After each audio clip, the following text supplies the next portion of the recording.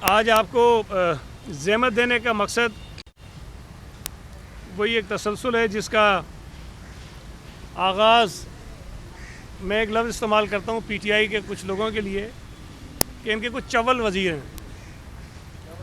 चवल वज़ीर हैं, हाँ, जो चवलें मारते हैं ना, जिनको पता कुछ नहीं होता और बेतुकी बातें करते हैं, झूठ बोलते हैं, लोगों को धोखा देते हैं।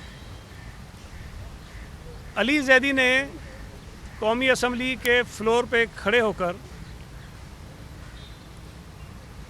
जो बातें वहाँ कहीं और इस अंदाज में कहीं कि जैसे शायद वो कोई बहुत बड़े इंकशाफात कर रहा है,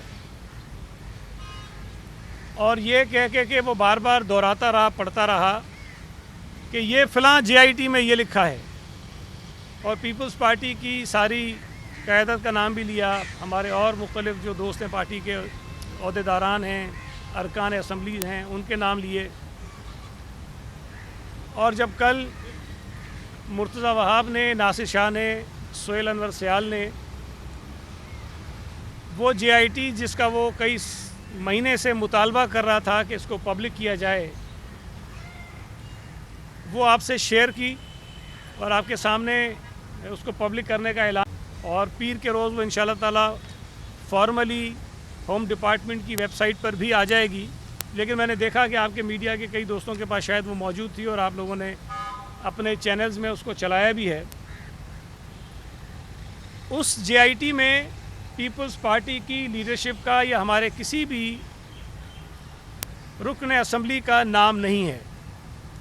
अली जैदी ने कोई मनगढ़ंत किस्म के डॉक्यूमेंट्स हवा में लहरा कर असम्बली के ज़रिए पूरी कौम से झूठ बोला और कैरेक्टर असैसिनेशन की, हमारी लीडरशिप की, हमारी पार्टी की, और बेबुनियाद इल्ज़ामात लगाए। मुझे नहीं पता उस पर उसका जवाब क्या है, लेकिन अगर थोड़ी बहुत भी शर्म-ओ-हया होती तो वो पहले तो इस पर माफ़िया मांगता कौम से, अरकान असम्बली से, पीपल्स पार्टी की लीडरशिप से और उन तमाम लोगों से जिनके उसने नाम लिए थे। लेकिन ज़ाहिर है कि PTI में अगर शर्म-ओ-हया होती तो ज़ाहिर मुल्क के हालात नहीं होते। हमें उनसे तवक्को भी नहीं है, वो ढटाई के साथ कोई नया झूठ बोलेंगे। मेरा नाम भी उसने लिया और फिर वो एक रिपोर्ट किसी SP की थी, उसकी बुनियाद पर कहा कि जी मेरे लिए तो ज़्यादा नहीं कहा उसने, फिर मेरे भाई का नाम लिया।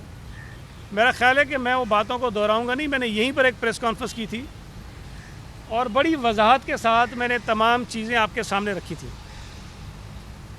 मैंने सूबाई असम्बली में खड़े होकर बात की थी और मैंने स्पीकर साहब से ये गुजारिश की थी कि आप अपोजिशन के मेंबर्स पर एक कमेटी बनाएं जो मुझ पर या मेरे भाई पर लगे हुए इल्ज़ामात की तहकीकात कर ले। अपोजिशन के मेंबर्स पर बनाएं, हमारा कोई मेंबर उसके अंदर नहीं होना चाहिए, वो तहकीकात कर ले। मैंने CM साहब से भी गुजारिश की थी और आपकी प्रेस कॉन्फ्रेंस के ज़रिए मैंने ये मुतालबा किया था कि उस रिपोर्ट की वेरिफिकेशन होनी चाहिए। ये पता चलना चाहिए कि उस रिपोर्ट में जो बातें कही गई हैं वो सही हैं कि गलत हैं। अगर सही हैं तो मेरे भाई के ख़िलाफ़ FIR क्यों नहीं कटी उस वक्त? आपको ये पता होना चाहिए कि जो भी पुलिस ऑफिसर किसी ऑपरेशनल पोस्ट पे होता है, SHO हो, SSP हो, तो अगर उसे पता चले कि कोई शख्स जुर्म कर रहा है तो उसका काम रिपोर्ट बनाना नहीं है, इंटेलिजेंस रिपोर्ट नहीं बनाता वो। उसका काम ये है कि वो FIR करे और उस आदमी के ख़िलाफ़ कार्रवाई करे, उसको गिरफ़्तार करे। और ये भी पुलिस के रूल्स में है कि बुज़दिल आदमी पुलिस फोर्स में नहीं होना चाहिए। तो जिस SP ने ये रिपोर्ट बनाई थी या तो झूठी रिपोर्ट है या वो बुज़दिल है। अगर वो बुज़दिल है, उसने इस डर से नहीं बनाई कि जी सईद गनी है, सेनेटर है, उसका भाई है, UC का चेयरमैन है, तो मैं FIR कैसे करूं, मैं कैसे उसको गिरफ्तार करूं? तो इसको पुलिस के डिपार्टमेंट में होना ही नहीं चाहिए। ये पुलिस के लिए मिसफिट है, अनफिट आदमी है ये, उसने ये रिपोर्ट बनाई है। उसकी भी मैं तफसील बता चुका हूं और मुझे उम्मीद है कि पुलिस ने ज़रूर उसको वेरिफिकेशन में डाला होगा, कुछ किया होगा। और भी बहुत सारी चीज़ें हैं जो मैंने रिटन में भी दरख्वास्त की थी और मैंने आपको उस वक्त भी बताया था कि उस वक्त जब AD ख्वाजा साहब IG थे और ये रिपोर्ट जब एक अंग्रेज़ी अखबार में छपी जिसमें मेरा नाम नहीं था, मेरे भाई का नाम नहीं था। मैंने उस वक्त भी आईजी को ख़त लिखा था कि ये मेरे इलाके चनेसर गोड के मुतल्लिक़ एक अखबार में ख़बर छपी है और उसमें ये कहा गया है कि कुछ सियासी लोग मंशात फरोशों की सरपरस्ती करते हैं। बराए मेहरबानी आप बताइए वो कौन लोग हैं ताकि उनके खिलाफ़ हम कार्रवाई करवा सकें मिलके। ये मैंने ख़त लिखा था मार्च 2018 में। और फिर जब उस पर कुछ नहीं हुआ तो गालिबन अप्रैल में मैंने या मई में मैंने दोबारा रिमाइंडर भेजा आईडी ख्वाजा को। और मैंने जब इससे पहले, इस रिपोर्ट से भी पहले, जब मंशात थोड़ी सी बढ़ गई थी इलाके में, तो सुल्तान ख्वाजा DIG ईस्ट, मुश्ताक मेहर एडिशनल IG कराची और सोहेल अनवर सियाल वज़ीर दाखिला, इन तीनों अफराद को मैंने जाकर ख़ुद शिकायत की मिलकर कि मेरे इलाके में मंशियात का काम बढ़ गया और पुलिस आपकी कार्रवाई नहीं कर रही है। अब एक तरफ मैं शिकायतें कर रहा हूँ, एक तरफ मैं IG को ख़त लिख रहा हूँ और दूसरी तरफ ये साहब फरमा रहे हैं कि जी हम सरपरस्ती कर रहे हैं मंशियात की। और वहाँ का बच्चा जानता है, शायद आज भी मेरे घर की दीवारों पर कई जगहों पे गोलियों के निशान मौजूद होंगे जो वहाँ के मुख्तलिफ गिरोह मेरे घरों पर रोज़ाना फायरिंग करते थे, रात में निशान मौजूद होंगे। तो अगर जिन लोगों से लड़ते रहे, जो फायरिंगें करते रहे, जिनकी मैं शिकायतें करता रहा, उनकी सरपरस्ती का मुझ पर इल्ज़ाम लगे तो इससे बड़ा भोंडा मज़ाक़ खेज़ मैं समझता हूँ कोई वाक़या हो नहीं सकता है। और ये इस झूठे और चवल अली जैदी को भी पता है कि जो वो कह रहा है वो झूठ कह रहा है। मेरे पास बहुत सारी चीज़ें हैं लेकिन मेरी आदत नहीं है कि मैं इस तरह की बातें करूँ गैर ज़िम्मेदाराना जिस तरह की वो करता है। उसके मुतल्लिक जितनी चीज़ें हैं कुछ आपको कादिर पटेल साहब बताएंगे और कुछ मैं ज़ाहिर है जो मुख्तलिफ़ फोरम्स हैं उस पर उठा कर ले जाऊँगा। और आपको अंदाज़ा होगा कि एक दिन TV प्रोग्राम में इसी अली जैदी ने ये इल्ज़ाम लगाया सिंध हुकूमत पर कि जो इंडस्ट्रीज़ खुल रही हैं सिंध हुकूमत उनसे पैसे ले रही है लोगों से। मैंने कहा भाई कोई एक आदमी बता दो कि जिससे पैसे लिए हों। तो उसने कहा जी साइट के सदर को बुला लें, इसके सदर को बुला लें, उसको सदर को बुला लें। मैंने बीच में सिर्फ इतना कहा कि मेहरबानी करें इनको भी सबको बुला लें, साथ में चेयरमैन KPT को भी बुला लें।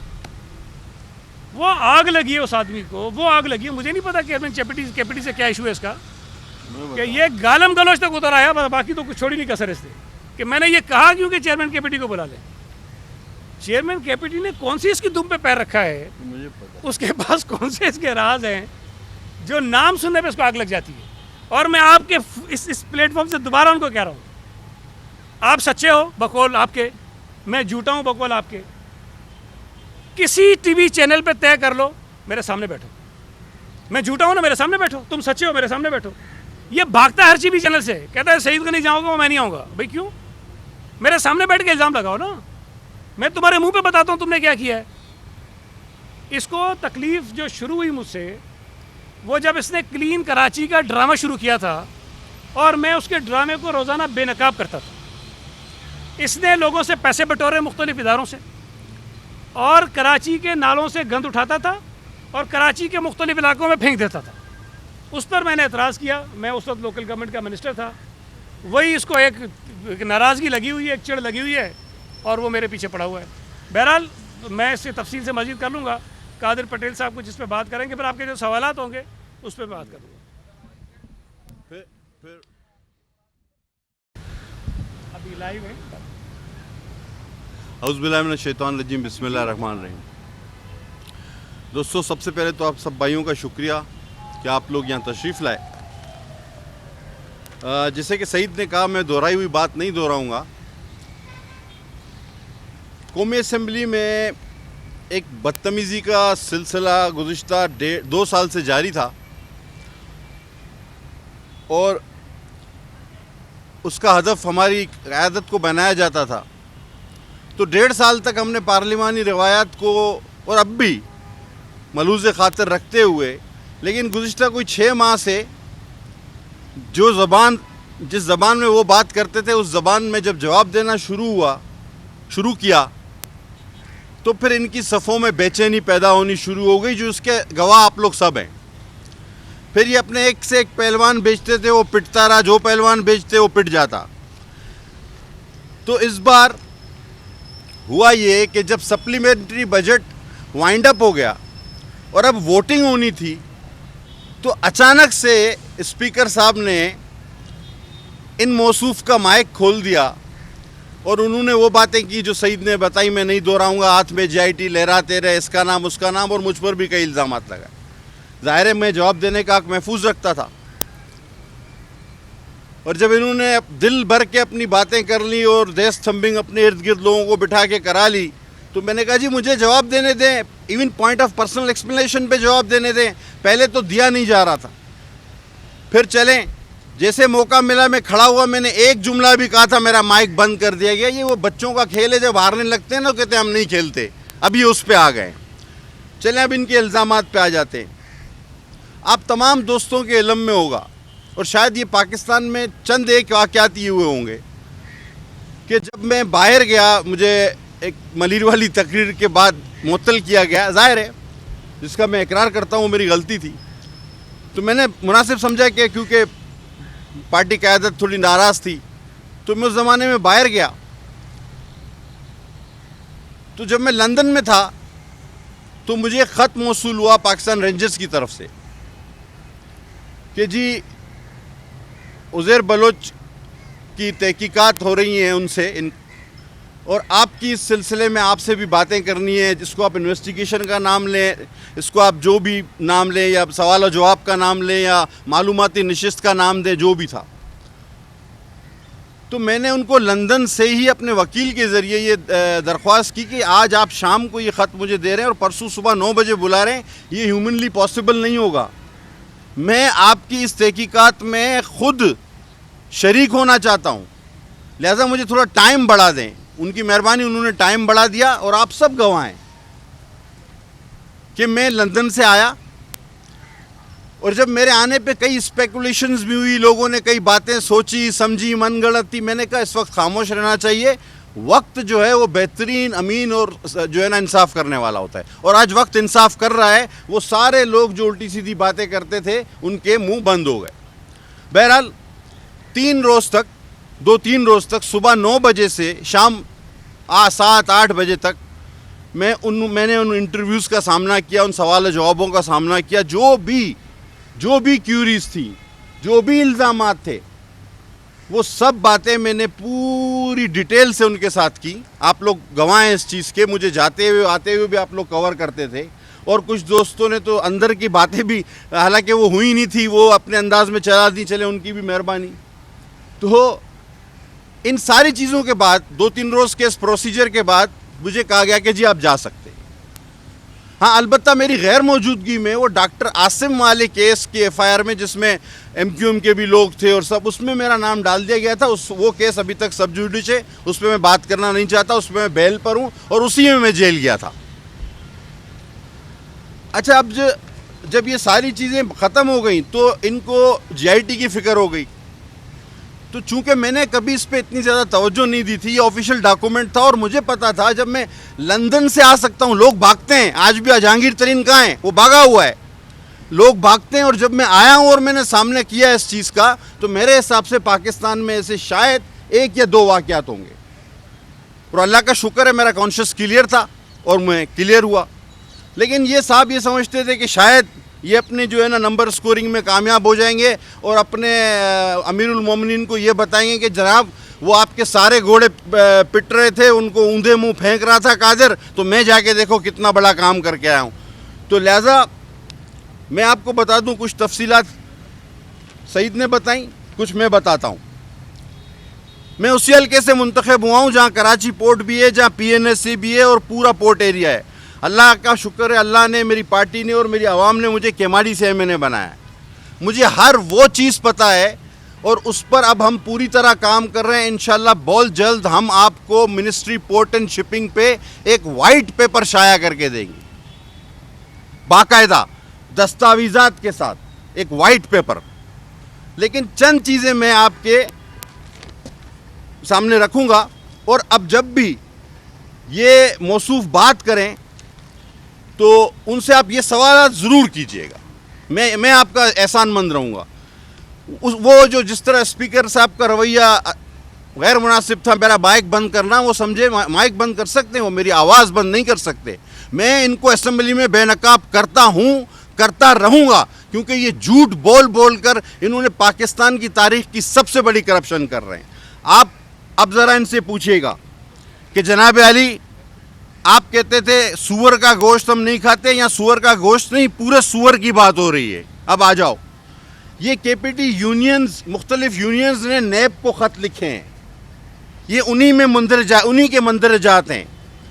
और सबसे बड़ा वाक़या, ये बहुत बड़ा साइंसदान भी है। कुछ अरसा पहले आपको पता चला था कि केपीटी में से गैस निकली और 10 लोग हमारे हल्के के दम घुटने से मर गए। इसने पहला स्टेटमेंट दिया कि यहाँ शराब की भट्टियाँ हैं, उसके धुएं से ये लोग मर गए। अब ये भी अजीब बात है, हालांकि केमाड़ी में नहीं है कोई शराब की भट्टी। इसने छापे भी लगवाए। फिर इस साइंसदान ने, आइंस्टाइन ने एक और थ्योरी पेश की कमिश्नर की मीटिंग में, कहा केमाड़ी की ज़मीन से गैस निकलती है इसलिए ये लोग मर गए। ये आइंस्टाइन है। अच्छा जी, वो कौन सा इलाका है, कहाँ से गैस निकली, क्यों निकली? कौमी असम्बली की स्टैंडिंग कमेटी में भी इसको ये रिपोर्ट जमा करानी। और अब ये मैटर चूंकि लवाहिकीन हाई कोर्ट चले गए, सब जुडिश हो गया है, लिहाजा ये साइंसदान अपनी ये साइंसी रिपोर्ट वहाँ जाकर ज़रूर जमा कराएं, क्योंकि लवाहिकीन ने इन पर दावा कर दिया है मिनिस्ट्री पोर्ट एंड शिपिंग पर। हाई कोर्ट में वो केस दाखिल हो चुका है। ज़ाती तौर पर ज़रा इनसे ये आप पूछ लीजिएगा कि आप हॉस्टिलिटी का नाम लेकर, बचत, किफ़ायतशारी, सादगी, इसका नाम लेकर हुकूमत में आए, तो जनाब बताइए सबसे पहले कि 24 लाख रुपए का आपने अपना अलग से एक ऑफिस बनवाया कराची पोर्ट ट्रस्ट में, जबकि वहाँ बहुत सारे कमरे मौजूद थे। 20 लाख रुपए आपने अपने उस घर पर रेनोवेशन कराई जो आज तक आप कहते हैं कि ये किराए का घर है। आप मुझे बताएं, किसी की अक्ल सलीम में आता है कि किराए के घर पे 20 लाख रुपए लगवा दें? और 20 लाख रुपए का वो कॉन्ट्रैक्टर अभी भी बिल लेके जगह जगह घूम रहा है, उसको पैसों की पेमेंट नहीं हुई। इनके घर के बाहर सिक्योरिटी के नाम पे कंटेनर है, वो किराए का है, किसी कंपनी का है, कहाँ से आया और क्यों नहीं जा रहा, या इन्होंने खरीदा है, वो ये भी बताएं। पाकिस्तान में यूनिफॉर्म ऑफिसर रखना सिर्फ चार ओहदों को अलाउ है: सदर, वजीर आज़म, गवर्नर, वजीर दिफा। इन मौसूफ ने नेवी के हाजिर सर्विस अफसर को अपना एडीसी रखा हुआ है। मेरे ख्याल में पाकिस्तान नेवी को भी इसका जायज़ा लेना चाहिए।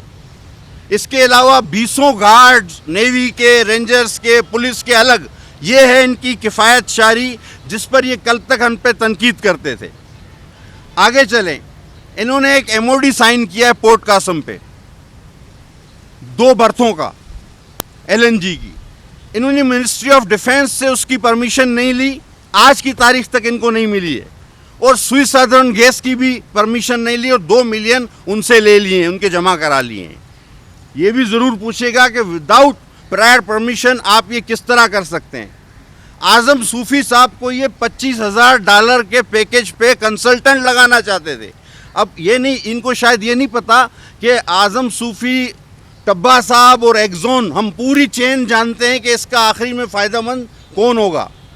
अब अहम सबसे बात जिस पर केपीटी चेयरमैन और इनका झगड़ा हुआ, जो सईद बताना आपको नहीं बताया इन्होंने, केपीटी और मिनिस्टर पोर्ट एंड शिपिंग को डिजिटलाइज करने का एक कॉन्ट्रैक्ट $70 मिलियन का, $70 मिलियन।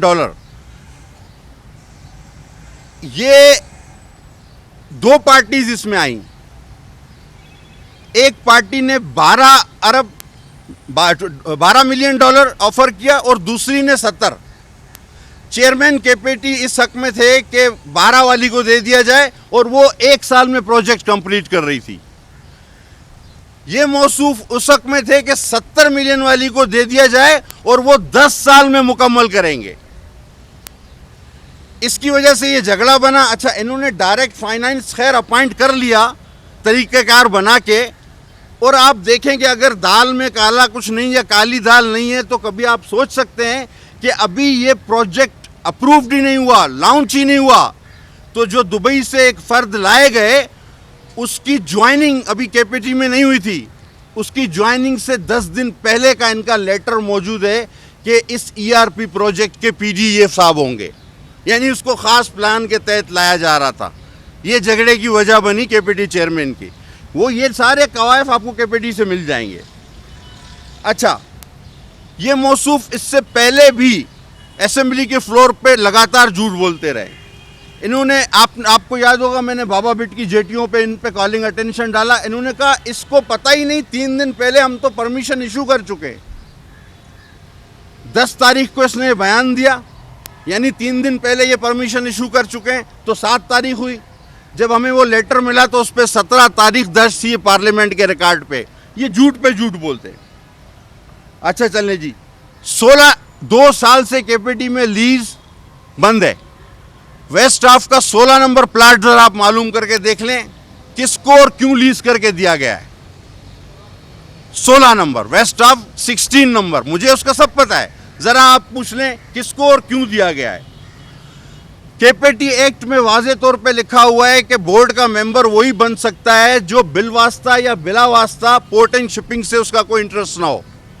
इस वक्त कराची पोर्ट ट्रस्ट के सारे मेंबर क्या इस अहलियत पर पूरे उतरते हैं? ये सवाल भी ज़रूर पूछेगा, वरना मुझसे जवाब ले लीजिएगा। नाम ले लेके बताऊंगा किस किस का क्या इंटरेस्ट है और पोर्ट एंड शिपिंग में क्या क्या काम करता है और किसका पार्टनर है। आगे चलें जनाब। एक ठेका, पीएनएससी ने एक टेंडर कर दिया कि केपीटी को 2 टग बोट की ज़रूरत है।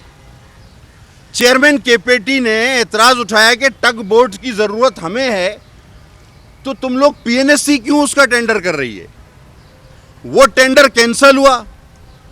केपीटी ने टेंडर किया, 2 टग बोट खरीदे, बोर्ड ने अप्रूव किए, ऊपर भेजा, इन मौसूफ ने उस पर ऑब्जेक्शन लगा लिया क्योंकि ये पीएनएससी के जरिए लेना चाहते थे। और आज तक इसीलिए पीएनएससी का कोई मुस्तकिल चेयरमैन नहीं लगाया जाता, आर्जी तौर पे रखा हुआ होता है, हर वक्त उसको टिकटिकी पे रखा जाता है। और ये जो 2 जहाज खरीदे पीएनएससी ने, जिस पर इस शख्स ने फ्लोर ऑफ द हाउस पे मुझसे वादा किया कि इसकी इनवाइस आपसे शेयर करूंगा। मैंने कहा कि ये जो 2 जहाज आपने पीएनएससी के खरीदे हैं, इस पर करप्शन की बातें हो रही हैं। इन्होंने कहा मैं आपसे इनवाइस शेयर करूंगा। कई महीने हो गए, इन्होंने कोई इनवाइस शेयर नहीं की। आगे चलें। अच्छा, अब 14 से 16 नंबर बरतें ये प्राइवेटाइज की गई हैं, किसी को दी गई हैं। ज़रा मालूमात कर लें किसको दी गई हैं, किसका भाई इससे मुस्तफीद हुआ। कोई बोर्ड का मेंबर हुआ, किसी बोर्ड की कंपनी हुई, बोर्ड मेंबर के कंपनी की, बोर्ड मेंबर का कोई कंपनी थी, वो मुस्तफीद हुई। ये ज़रा ये छोटी चीज़ें नहीं हैं, पूरी बर्तें हैं 14 से 17 नंबर तक ये बर्तें प्राइवेटाइज की गई। अच्छा जी, आगे चलें। अब जो क्लीन कराची का तो सईद ने बता दिया, ये वो लेटर है जिसके जरिए क्या कोई 2.5 करोड़ जमा। अच्छा, ये भी नहीं कि आप मेहरबानी करके हमारे साथ हिस्सा लीजिए, ये हुक्मनामा है कि करोड़ों रुपए दो, और इस तरह सबसे लिए गए हैं। कराची को साफ करना है, ये एसएपीटी को दिया गया है, डीप सी पोर्ट को। इसी तरह केआईसीटी, पीआईसीटी, पोर्ट कासम, केपीटी, इन सब से ज़बरदस्ती करोड़ों रुपए लिए गए और उसका कोई ऑडिट आज तक नहीं हुआ। कोई जवाब देने को तैयार नहीं है कि ये करोड़ों रुपए की रकम जो तकरीबन 1 अरब को टच कर रही है, ये कहाँ गई, किसके ज़रिए ठेके हुए, कौन से रूल फॉलो हुए, मशीनरी कहाँ से आई, किसको पैसे दिए गए, नो ऑडिट। आगे चलें जनाब। अब एग्जीबिशंस भी हुई केपीटी में और केपीटी ने उसको फंडिंग की। वो किस एनजीओ ने कराई, वो क्यों हुई? मैं यहाँ रुक जाता हूँ। हमारी रवायत में ख़वातीन का नाम लेना नहीं आता, और अगर ज़िद की गई, डिमांड रखी गई, तो शायद हमारे मुंह से भी निकल जाए, वरना मैं चाहूँगा कि ना हो तो बेहतर है, क्योंकि फिर अच्छा नहीं लगता।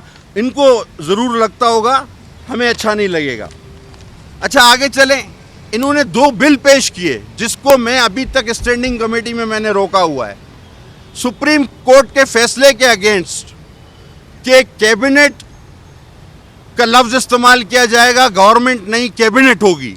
इन्होंने, इन साहब ने पोर्ट कासम और केपीटी के 2 बिल मूव किए हैं कि गवर्नमेंट भी नहीं, कैबिनेट भी नहीं, कॉम्पिटेंट अथॉरिटी इसको कर सकती है। ये बिल मुझे पास करके दो। और आपको मैं अभी से पेशगी इतला दे रहा हूँ कि केपीटी एक्ट में तरमीम कराने की कोशिश की जा रही है थ्रू ऑर्डिनेंस, ताकि इन मौसूफ के हाथ मज़ीद खुल जाएं। समझ रहे हैं आप मेरी बात को? ये आपको मैं पेशगी इतला दे रहा हूँ। अब इन सारी चीज़ों का मैंने एक एक करके जो जिक्र किया है आपसे, और भी बहुत सारी चीज़ें हैं। अब ये ऑडिट रिपोर्ट है, फोरेंसिक ऑडिट रिपोर्ट, ये वाइट पेपर में आएगी और इसमें होश रुबा अरबों रुपए की करप्शन है, खरबों पे जा रही है, अरबों को क्रॉस कर रही है। ये मैं आपको वाइट पेपर में दूंगा। जब नैब और FIA ने इनको लेटर भिजवाए तो ये देखिए मौसूफ कहाँ बैठे हैं और किसके साथ बैठे हैं। ये चेयरमैन नैब के पास बैठे हैं कि खुदा के वास्ते, अभी क्या चेयरमैन नैब अपोजिशन के किसी मेंबर से मिलेगा इस तरह? हाँ, ये नैब के लेटर्स के बाद ये इनके साथ बैठे हैं और अपनी रुकवाई हुई हैं सारी। लेकिन हम जी ब्लैक एंड वाइट, वो आप उसको कितनी बार भी देखें, ये आदमी ब्लैक एंड वाइट में ही दिखेगा आपको। ये देख ले, ठीक है। ये अब क्या चेयरमैन नैब हमसे मिलेगा, किसी और से मिलेगा? नहीं। इसके पीछे सारे नैब के वो हैं, मेरे पास दस्तावेज़ात हैं जो मुख्तलिफ तहकीकात चल रही हैं। लेकिन मैंने कहा कि इतनी लंबी बात हो जाएगी कि हम इसको वाइट पेपर की सूरत में आपको देंगे। तो अरबों खरबों के इस खेल में, जहाँ पर कोई चीज़ भी हराम व हलाल, तो कहते हैं जी सूअर का गोश्त हम नहीं खाते। भाई हम गोश्त नहीं, सूअर पूरे की बात करो। तो और फिर जब KPT चेयरमैन को इन्होंने हटाया, इर्रेगुलरिटीज ऑफ KPT, असल में मसला ये $70 मिलियन कटा। तो जब वो कोर्ट गए और कोर्ट ने खिंचाई की, तो ना सिर्फ मौसूफ ने अपनी दरख्वास्त वापस ली, इसको पता था ये रिवर्स होगी इंक्वायरी। तो अब ये मेरी इत्तलात के मुताबिक नाक से लकीर खींचने को तैयार है कि मेरी दोस्ती करा दी जाए, लेकिन सामने वाला नहीं मान रहा। तो ये अरबों डॉलर के चक्कर थे जिसके पीछे ये हटाए और लगाए जा रहे थे लोग, और कोर्ट ने जिसको ऐसा फैसला दिया कि तारीखी था, और जहां पर अटॉर्नी जनरल ने कहा कि हम डिफेंड नहीं कर सकते अपने मौक़िफ़ को। और याद रखिए आखिरी बात कि KPT is autonomous body, Karachi port trust है, उसमें ये वज़ीर बार बार बेजा मुदाखलत करता है, जो कि बिल्कुल भी जायज़ नहीं, और अब एक ऑर्डिनेंस का इजरा कराने वाला है।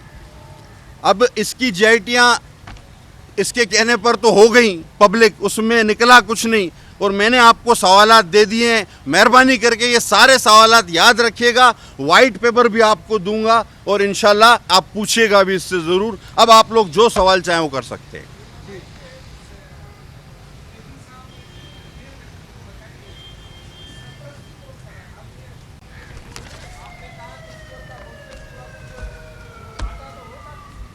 सर ये तो अब खुसरो बख्तियार की सरपरस्ती कौन कर रहा है? वो जो दवाएं चोरी कर गया वज़ीर, वो भी आज तक वज़ीर है। वो जो चीनी चोरी कर गया उसके खिलाफ भी कोई मुकदमा नहीं हुआ, BRT कुछ नहीं हुआ, मलम जब्बा कुछ नहीं हुआ। तो ये सब कुछ एक ही शख्स के जरिए, ये इनकी बड़ी साइंटिफिक चोरी है। ये रोज़ाना रियासत मदीना और ईमानदारी की बातें कर करके अरबों खरबों के टीके लगाते हैं। दूसरों ने करोड़ों के लगाए होंगे, ये अरबों खरबों के वो टीके लगाते हैं कि जो किसी की समझ में ना है। और ये समझते हैं हमें भी नहीं आता समझ में, हमें समझ में भी आता है और हमारे पास मौजूद भी है। तो जाहिर है वही कर रहा है, वो अपने ATMs को रीपे कर रहा है, वो अपने ATMs को रीपे कर रहा है।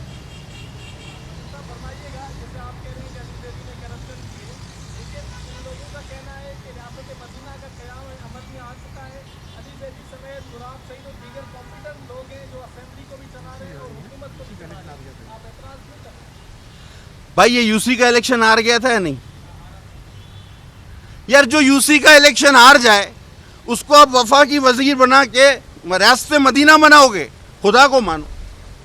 और मैंने इल्ज़ाम नहीं लगाया, ये KPT की यूनियंस ने ख़त लिखे हैं नैब को, ये कागजात में मौजूद हैं। ये आप उनसे सवाल पूछे, मैं इल्ज़ाम नहीं लगा रहा, इल्ज़ामात नहीं हैं, ये KPT की यूनियंस के खतूत में से मैंने निकाले हैं। और वो चीज़ें मैंने मौके महल पे देखी। मैंने बताया ना 16 नंबर प्लाट का ही पूछ लें, आपने खुद ही 2 साल से लीज़ पर पाबंदी लगाई हुई है। कैसे लीज़ हुआ वो, और वो किसका है वो मुझे भी पता है, और वो कितने का है वो भी मुझे पता है। बर्थें कहाँ गई आपकी? टग बोट्स का क्या हुआ? आपके जहाज़ खरीदे गए, यहाँ तो जहाज़ के जहाज़ गर्क हो रहे भाई। तो बातें करते हैं झूठे कागज़ लहरा के।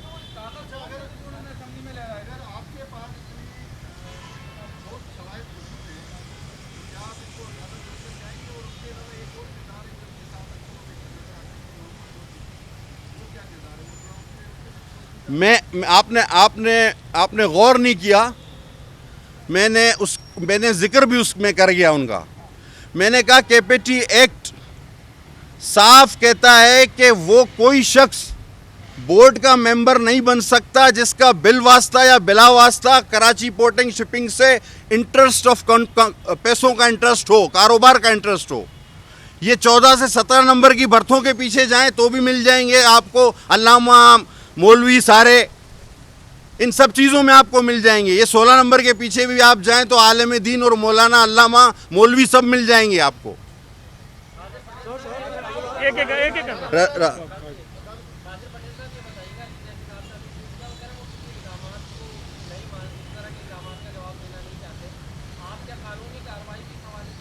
सर मेरा तो प्रिविलेज मोशन भी बनता है, उन्होंने असेंबली में खड़े होकर मेरे खिलाफ उल्टी सीधी बातें की है और हम वाइट पेपर भी ला रहे हैं, इंशाल्लाह कार्रवाई भी करेंगे। आपने ये जो इल्जाम लगाए हैं कि कौमी असेंबली में आपको मौका नहीं दिया जा रहा है इस पे बात करने का, तो क्या स्पीकर के खिलाफ जिस तरह से बिलावल भुट्टो जरदारी ने कहा था कोई मूव करने के लिए आपने कोई स्ट्रेटजी बनाई?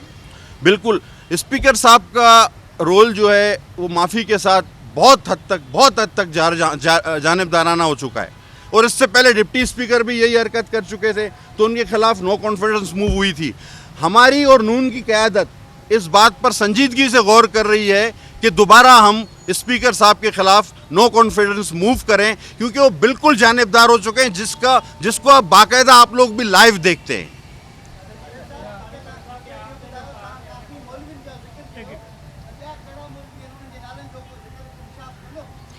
अतः मौलवी ब्या बन अल्लामा बन समझे ना, मौलवीन गॾु अल्लामा बन जेको वॾियूं वॾियूं तकरीरूं कंदा आहिनि, आस्ते आस्ते सभु खणी ईंदो इंशाल्लाह।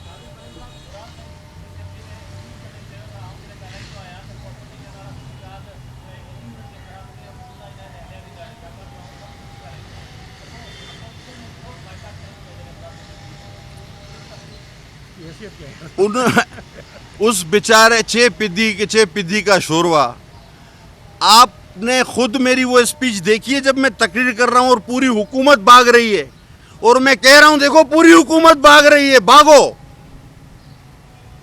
इनका तो वजीर आजम वो जो माइक शाइक रखते हैं ना सारे, उस दिन वो रखे तो अपोजिशन मौजूद थी, खुदा की कसम वो माइक रखे रह गए, वो भाग गया और जब मुझे बोलने नहीं दिया गया और हमने वॉकआउट किया तो ये मालूम करके कि अपोजिशन वॉकआउट कर गई तो वो वापस आया है और उसने फिर वही अपनी रियासत मदीना वाली तकरीर भी जारी, फिर मस्खरेपन का भी मुजाहरा किया, बिलावल साहब की भी नकल की। होता इनसे कुछ नहीं है, अब ये हुकूमत से सर्कस में तब्दील होते जा रहे हैं।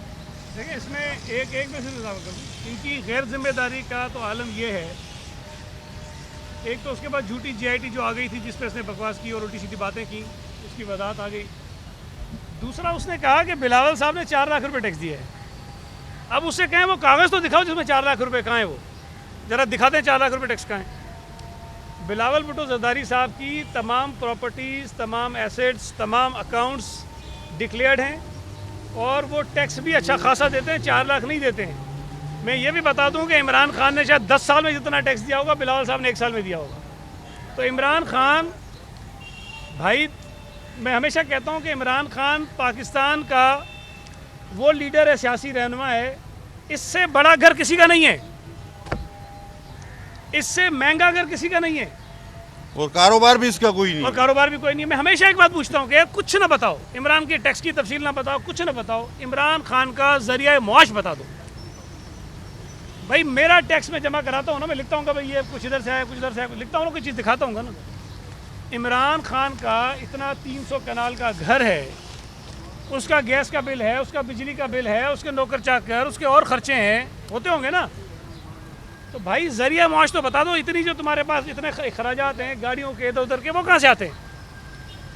दूसरी मैं समझता हूँ, मैं साथ साथ बात कर दूँ वो फिर रह जाएगी। देखिए मैं इस मौके पर ये भी समझना चाहता हूँ कि जो सूबा सिंध के लोगों के साथ और कराची के लोगों के साथ ख़ास तौर पे जो ज़्यादती के इलेक्ट्रिक हेस्को और सेप्को कर रही है उसकी हम मजम्मत करते हैं। आरिफ नकवी कर रहा है इसमें देखें, कोरोना के माहौल में जब हर वो शख्स जिसको पॉजिटिव हो जाता है कोरोना, तो उसको पहली ताकीद क्या की जाती है कि आप अपने आप को आइसोलेट कर लो और आप घर में बंद हो जाओ, कमरे में बंद हो जाओ। अब जब वो कमरे में बंद हो और 40 डिग्री से ज़्यादा टेम्परेचर हो और 12-12 घंटे तक बिजली ना हो, आप मुझे बताइए कि वो मरीज़, वो पेशेंट किस तरह के कमरे में बंद रह सकता है। तो 2 रुपये जो इजाफा किया उसको भी पूछ सर। ये के इलेक्ट्रिक एक तो वैसे बड़ा जुल्म है कि इन गर्मी के दिनों में इतनी बड़ी लोड शेडिंग, गैर एलानिया लोड शेडिंग, कराची में 12-12, 14-14 घंटे की लोड शेडिंग है यार, कोई खुदा का क्या है, कोई जुल्म है। और फिर उस पर कराची के शहरियों पर दूसरी मुसीबत कि कराची में जो बिजली पैदा करने वाला इदारा है के इलेक्ट्रिक, उसको बिजली महंगी करने की इजाज़त दे दी गई है।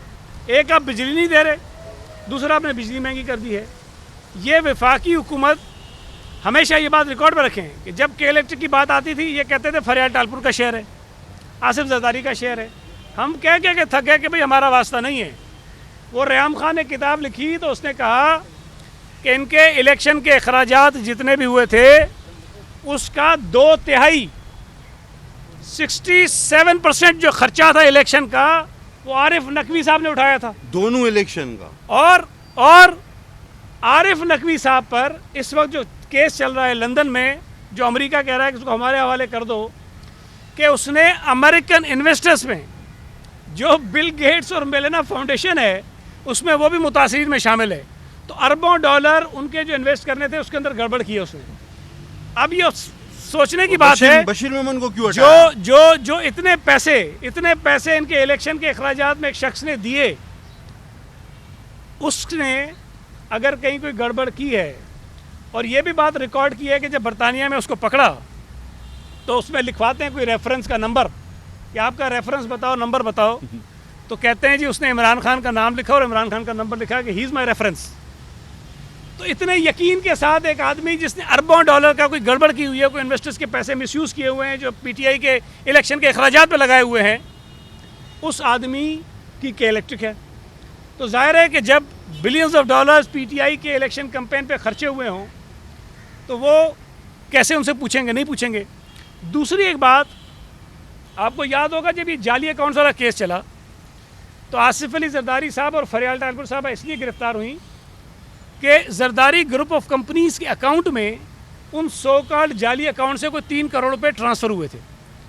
उन ट्रांसफ़र्स को बुनियाद बना के इनको गिरफ्तार कर लिया।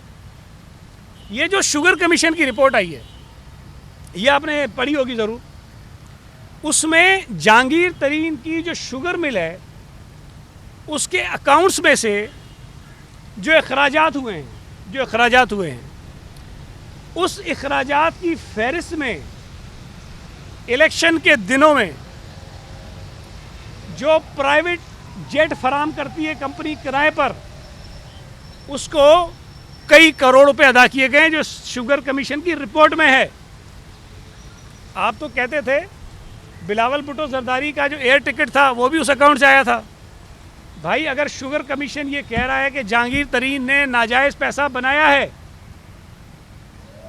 तो नाजायज़ पैसा जिस पे खर्च किया है उससे सवाल नहीं होना चाहिए। मैं उस तफसील में नहीं जा रहा हूँ कि इमरान खान ने चीनी एक्सपोर्ट करने की इजाज़त दी, वो अलग बात है, मैं उसकी बात नहीं कर रहा हूँ। मैं तो ये कह रहा हूँ कि शुगर कमीशन की रिपोर्ट में यह आया कि जहांगीर तरीन की शुगर मिल ने जो अखराजात किए उसके अंदर उस प्राइवेट कंपनी को जो किराए पे जहाज़ देती है उसको करोड़ों रुपए अदायगी की गई इलेक्शन के दिनों में। सवाल ये है कि वो जहाज़ किसने इस्तेमाल किया था? वो गलत पैसा जो पाकिस्तान के अवाम की जेबों से निकाला गया, जो बकौल इमरान खान के शुगर माफिया ने निकाला, उस शुगर माफिया के कमाए हुए पैसे से इमरान खान की इलेक्शन कैंपेन में जहाज़ इस्तेमाल हुआ है, वो रिकॉर्ड पर है। बिलावल भुट्टो जरदारी को तो बुला के पूछ लेता है कि भाई ये टिकट के पैसे इस अकाउंट से कैसे हुए थे, ये तुम्हारे जो पता नहीं वो लॉन्ड्री का जो बिल था वो इस अकाउंट से कैसे हुआ था। हम पूछ रहे हैं कि किराए के जहाज़ के पैसे जो इस अकाउंट से गए थे उसका सवाल क्यों नहीं होता वज़ीर आज़म से? ये दौरा मयार नैब का जो है वो नहीं चलेगा।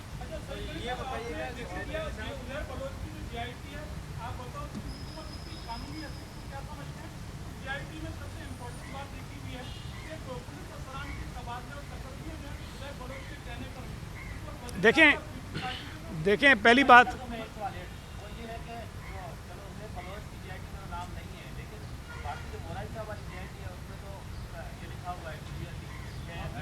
आपके पास है कॉपी? आपके पास है कॉपी? नहीं नहीं, मैं एक सवाल पूछ रहा हूँ। जो ऑफिशियल कॉपी है निसार मोराई साहब की जीआईटी, वो आपके पास है? आप उसमें यकीन से कह रहे हैं कि जो बातें लिखी उसमें हैं? देखिए नहीं नहीं, देखिए मैं, आप अली जैदी ना बनो ना, मैं आपसे गुजारिश ये कर रहा हूँ। देखो जी,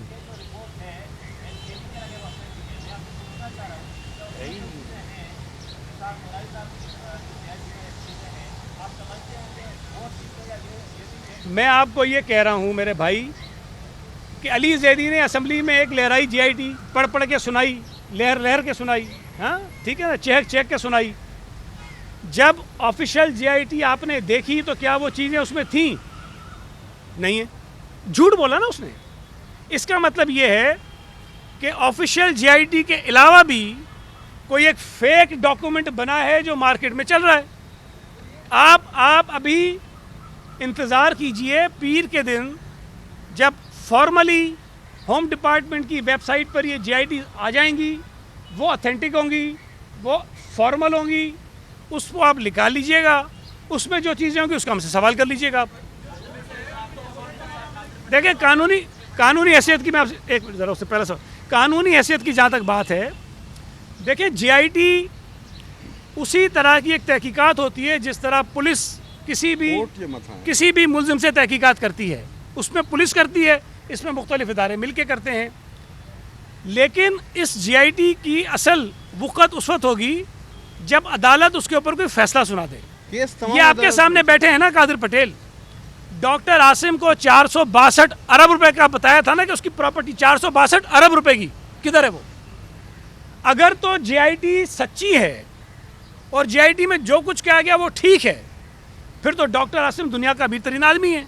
इसमें एक इजाफा, और मुझ पर उस जीआईटी में उस जीआईटी में एक इल्ज़ाम है कि मैंने एक ऐसे क्रिमिनल का इलाज कराया है जिसने 31 कत्ल किए हैं, 31 पुलिस मुकाबले किए हैं, और उसकी उम्र है 83 साल और अभी भी जो है ना पुलिस मुकाबले करता है। और उस जीआईटी में ये भी लिखा है, शायद मुझे अब याद आ रहा है, कि फरियाल टालपुर साहबा ने किसी दहशतगर्द का मेडिकल का जो बिल था उसमें डिस्काउंट कराया और उसका बिल था कोई 1800 रुपये।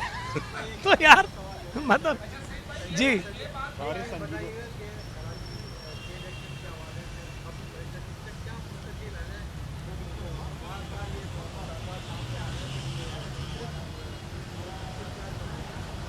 देखो मेरा ज़ाती मौक़िफ़ है, ये हुकूमत सिंध का नहीं समझ लेना। मैं ये समझता हूँ कि के इलेक्ट्रिक की जो प्राइवेटाइजेशन हुई उसके बाद ये सारी बर्बादी शुरू हुई है। कुछ लोग इस पर मुतमईन होते हैं कि जी उन्होंने तो लोड शेडिंग ख़त्म कर दी। लोड शेडिंग बिल्कुल ख़त्म नहीं हुई है भाई। अगर कुछ ऐसे इलाके, ऐसी आबादियाँ जहाँ से ये बिल अपने पूरे ले लेते हैं, वहाँ ये लोड शेडिंग नहीं करते, और उस इलाके के हिस्से की लोड शेडिंग उन इलाकों में ले गए जहाँ गरीब लोग रहते हैं, लोड शेडिंग तो ख़त्म नहीं हुई है। जिस इलाके में मैं रहता हूँ 7.5 घंटे लोड शेडिंग, गर्मी सर्दी कुछ भी हर साल होती है, पूरे साल हो रही है, तो कहाँ से ख़त्म हुई है? डिस्क्रिमिनेशन हो रहा है। ये आइन की भी खिलाफ वर्जी है कि आप पाकिस्तान के शहरियों को डिस्क्रिमिनेट नहीं कर सकते किसी भी बुनियाद पर। तो के इलेक्ट्रिक अगर एक इलाके में लोड शेडिंग कर रही है 8 घंटे और एक इलाके में नहीं कर रही है, तो ये लोड शेडिंग ख़त्म तो नहीं हुई है। आपने पिक एंड चूज़ किया हुआ है। तो अगर कोई गरीब आदमी बेचारा यकमुश्त बिल अदा नहीं कर सकता, वहाँ आपने 8-8 घंटे की लोड शेडिंग की हुई है और वहाँ आज 12-14 घंटे की लोड शेडिंग हो रही है। और लेकिन अगर कोई अमीर इलाके हैं जहाँ लोड शेडिंग आपने कम कर दी है इसलिए कि आपको बिल पूरे मिलते हैं, तो ये परफॉर्मेंस उनकी नहीं है। तो के इलेक्ट्रिक को दोबारा से हुकूमत को टेक ओवर कर लेना चाहिए ताकि लोगों को रिलीफ मिले। और उसकी वजह है, देखिए फ़र्क है, हुकूमत Karachi water and sewerage board चलाती है ना, लोग अगर पानी का बिल नहीं देते हैं तो हुकूमत पानी उनका बंद नहीं कर सकती है, इसलिए कि हुकूमत का काम पैसे कमाना नहीं है। अगर पानी की बुनियाद पर वो पैसे कमाना शुरू कर देंगे तो फिर उसूल तो ये, जो बिल नहीं देता उसको पानी मत दो आप। इसी तरह बिजली भी कोई ऐसी सहूलत अब नहीं, अब ज़रूरत है आपकी, बिजली ज़रूरत है, बिजली के बग़ैर आपका गुजारा मुमकिन नहीं है। इसलिए बिजली अगर कोई प्राइवेट इदारा फराम करेगा तो उसका मकसद कमाना होता है कि मुझे प्रॉफिट कितना हो रहा है, मुझे नुकसान तो नहीं हो रहा। ऐसी तमाम चीज़ें, ऐसे तमाम इदारे जो लोगों को बुनियादी ज़रूरियात फराम करते हैं, वो सरकार के पास होने चाहिए ताकि उसके पीछे मुनाफा कमाने का पहलू ना हो। इसलिए मेरी राय तो ये है कि के इलेक्ट्रिक को दोबारा हुकूमत को टेक ओवर कर लेना चाहिए ताकि कुछ लोगों को रिलीफ मिल एक सके। प्राइवेट बिल कौमी असेंबली में जमा है, अगर रफीउल्लाह साहब हमने जमा कराया हुआ है, जिसको अभी तक लाया नहीं जा रहा। उस बिल में हमने ये कहा है कि अगर कोई एक शख्स पैसे नहीं देता तो आप पूरे एरिया की पीएमटी उठा के ले जाते हैं, ये गलत है। सिर्फ आप उसकी लाइन काटें, पूरा एरिया आप पीएम उसको एक शख्स की सज़ा दूसरों को नहीं दी जा सकती। ये 1 साल से प्राइवेट मेंबर बिल हमारा जमा है, जिसको अभी तक ये हुकूमत नहीं लाती। क्यों? कि फिर नुकसान आरिफ नकवी को होगा। Thank you ji.